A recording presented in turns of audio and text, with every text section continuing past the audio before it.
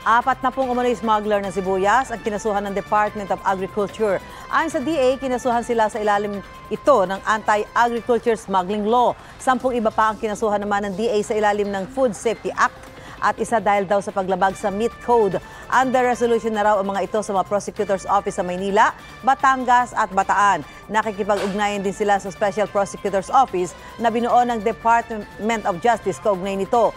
Noong Hulyo, inutusan ni Pangulong Bongbong Marcos ang DOJ at NBI na imbestigahan ang smuggling ng iba't ibang produkto. Mauna ka sa mga balita, bisitahin at mag-subscribe sa GMA Integrated News sa YouTube.